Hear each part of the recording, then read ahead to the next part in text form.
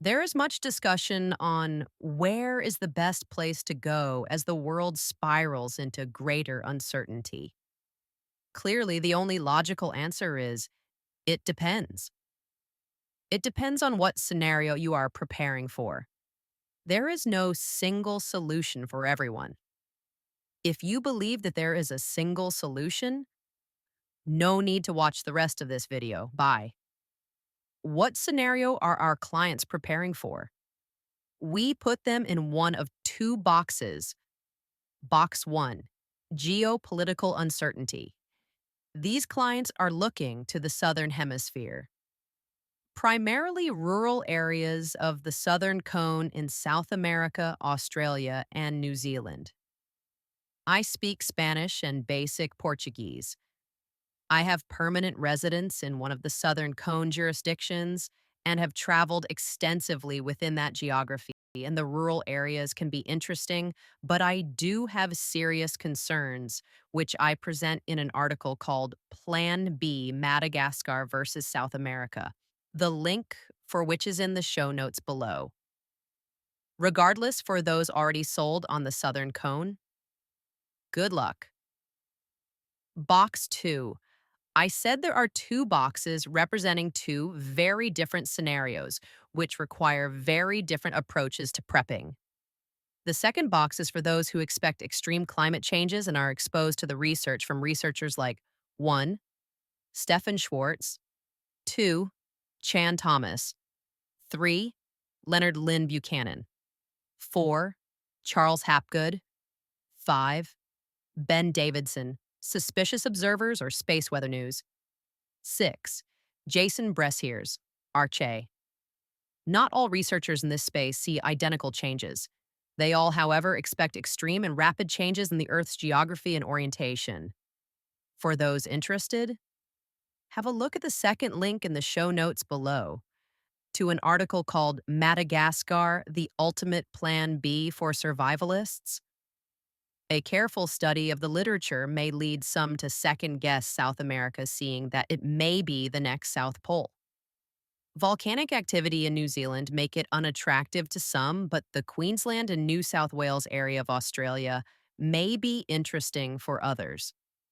Regardless of where you choose to go, it is helpful to remember that one should expect no electricity, which means no running water, no internet, no crypto, no credit cards, etc. Back to zero. And for those in Australia, obviously, like all preppers, you need to be away from urban areas. The trick is that Australia has the highest concentration of venomous species on Earth, including 20 of the world's 25 most venomous snakes and the deadliest spiders, jellyfish, and mollusks.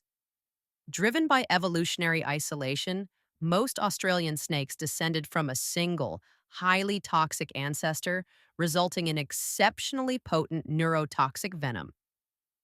Be careful. Let's talk about Africa. Definitely a space that requires extreme levels of advanced planning. The West Coast may be susceptible to tsunamis. The East Coast has the East Africa Rift, which threatens to split the continent in two. There are rural highland areas on the interior, but this is something we are presently exploring and not yet in a position to discuss with confidence. This leaves the islands. Africa, of course, is surrounded by thousands of islands of varying sizes. You would be looking for those with large highlands, very low population density, relatively safe, large quantities of surface fresh water, and is food sufficient.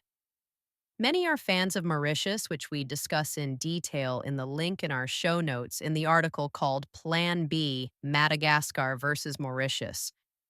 We're huge fans of Mauritius, but it is mostly low elevations, lacks the kind of food and water security we would prefer.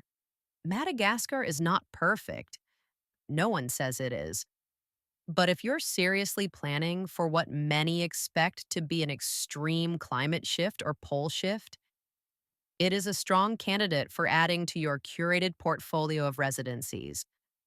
High mountain ranges, fresh water, low crime, low population density, extensive subsistence agriculture, and the largest known system of underground caves in Africa.